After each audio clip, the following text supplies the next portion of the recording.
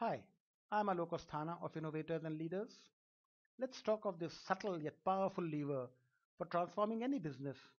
Its business model, the core of all innovation.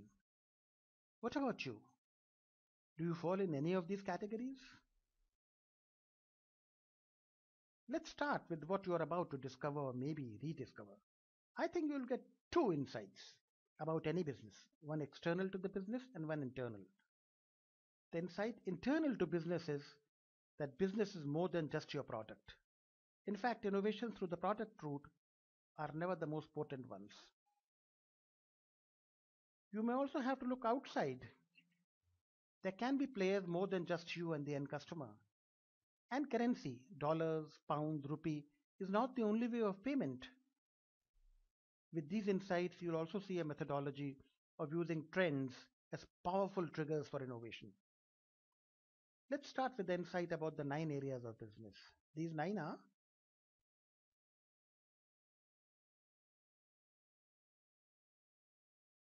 what are your key activities and key resources? Are they aligned with the value proposition you offer? What are the customer segments you serve? See how a t shirt company did this exercise.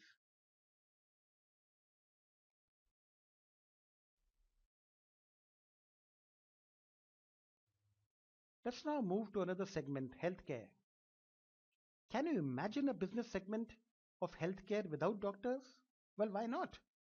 Look at this Minute Clinic business, explained by some parts of its business model.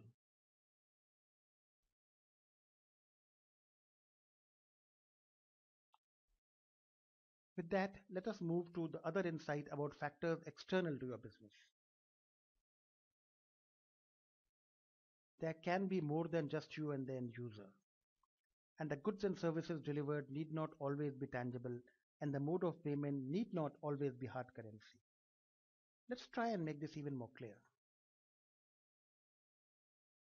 There can be six players or sometimes even more. Try and involve all of these. Also, the object to be exchanged by either party can be a simple case of money for product and services. But why not consider some other pairs that are also possible? Let's take an example of involvement of more than just the buyer and seller, with the item being placed on offer being other than a tangible product and the way of payment being something other than money. There's this company, Patients Like Me. Patients X and Y, both with similar symptoms, connect with it and share details of the illness, medication taken, relief experience, etc. The company connects them to each other so they can benefit from the experience of people in the same boat. As you would have noticed, this is all for free for X and Y, who have received enormous good medical experience benefits of others and paid for it not in cash but by giving their own experiences. But how does Patients Like Me company get its money from? Enter the third party, pharma companies. They collect useful patient histories and experiences and pay for it in cash. Let's now move to another promise of ours, that is show that trends in business models can be used as triggers or insights. We have this lovely cow. Its owner has normally to buy grass for feeding it. So he's a consumer who has to pay cash to a seller of grass and thus feed his cow. But is that the only business model possible? Well, not necessarily. A trend being seen today is that the consumer is turning into a saleshumer. He says, why should I pay? I may have something to sell. Let them pay me instead. So now let's apply this trend to our cow case. That's a place of worship, a temple where religious minded people gather. Our man places his cow next to this temple and also keeps a heap of grass nearby, probably purchased on credit. Religious minded passers by buy some grass from him and feed that to his cow. So, what has the transaction been like? The cow owner sells not a product, but an opportunity of getting religious satisfaction. The other party, in turn, pays for the satisfaction, which is not a tangible product, but pays in hard cash. In turn, The cow owner gets his cow fed for free and maybe also makes some profit on the grass sale.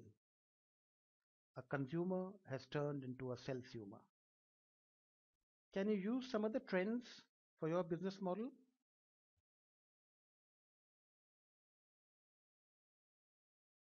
Let us now see how some other well known business models can serve you as triggers, whatever be your business.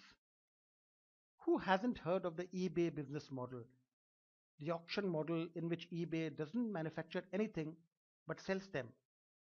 What can you learn from it? There are four clear triggers. Now let's take another trend known as pre-tail.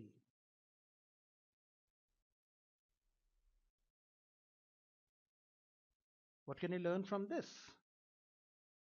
A lot.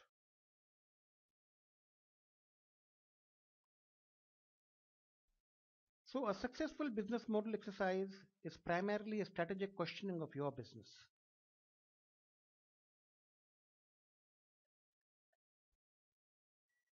Think it over. We do it for groups.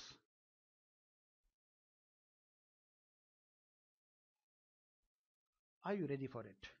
We'll be happy to help. Thank you.